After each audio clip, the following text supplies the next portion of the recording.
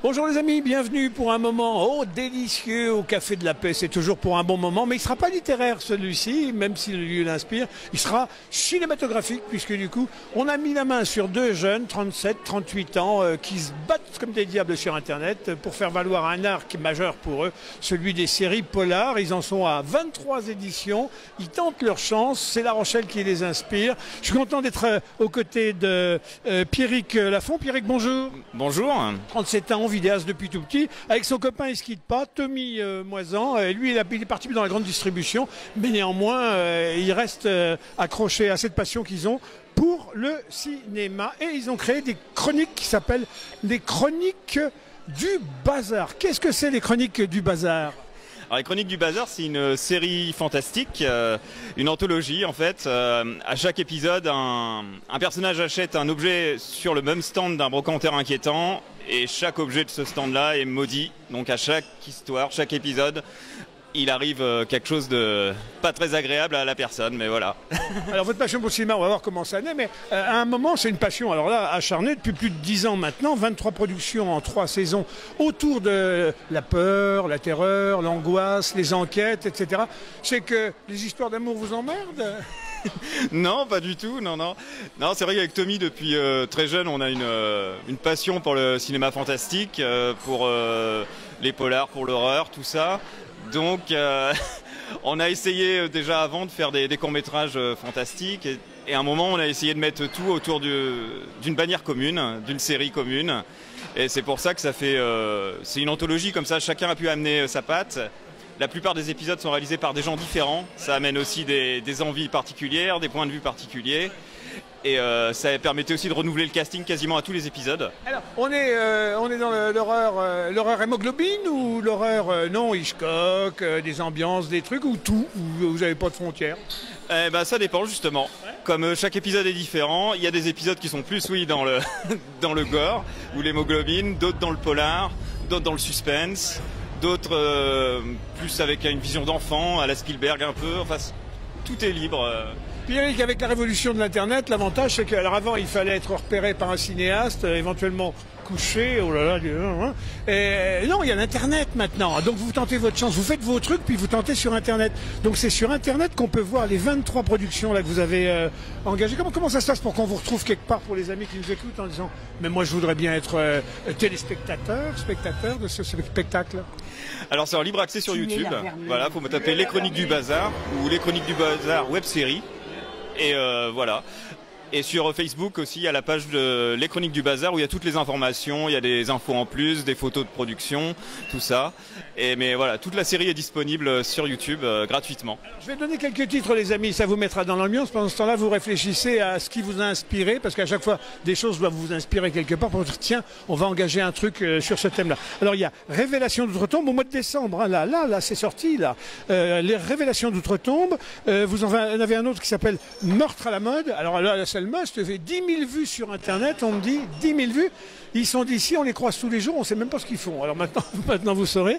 Et puis alors, au mois de novembre, je reprends, là il y avait notre obsession, et puis Sang d'encre. Alors, qu'est-ce qui vous inspire? Vous regardez les gens dans la rue, puis vous dites tiens, ou non, je sais pas. Non, en fait, il y a aussi, on a imposé nos propres contraintes un peu, donc chaque épisode doit y avoir un objet qui est mis en valeur. Donc il y a un petit peu... quand on a un objet on a une idée autour d'un objet, on essaie de développer un scénario, d'être un peu original par rapport déjà aux épisodes qui ont déjà été faits. Et puis après c'est parti, et puis on fait lire un peu aux copains qui participent, est-ce que ça pourrait être mieux, comment adapter aussi à nos moyens, parce qu'il y a des choses, des fois on aimerait partir plus loin ou pas, mais faut se restreindre et puis essayer de faire comme on peut, quoi. Comment vous expliquez ce succès sur Meurtre à la mode, là, 10 000 vues? Il y a eu des ingrédients particuliers que vous aviez mis, puis vous dites tiens, tu vois, c'est ça qui a matché, ou il y a des recettes? Alors je sais pas s'il y a une recette.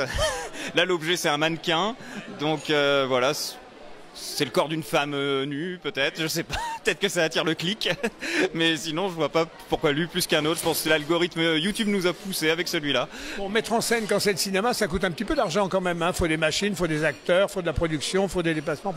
Comment vous faites? Vous payez tout ça? Vous vivez comme des riches du cinéma ou c'est plus cool, le copain, la copine, la belle-mère C'est ça, c'est beaucoup de copains, des passionnés en fait qu'on a rencontrés via association, ou il y a aussi dans les comédiens, il y a beaucoup de comédiens qu'on peut retrouver de Comédie La Rochelle.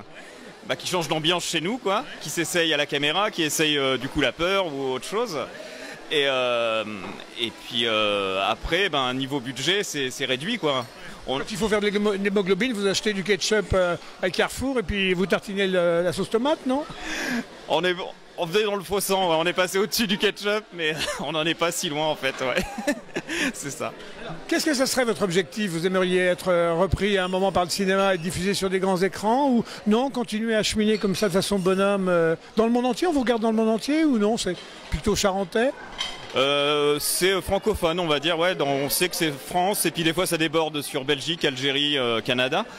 Mais après l'objectif, ouais, ça serait d'être un peu plus vu. C'est vrai qu'on a un épisode qui fait 10 000 vues, là on commence à être content parce qu'au moins notre travail est vu, quoi. C'est pas pour forcément gagner quelque chose, mais...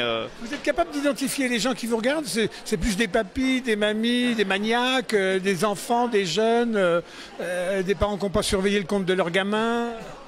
Alors les maniaques, je sais pas, je les identifie pas quand je les écris pas.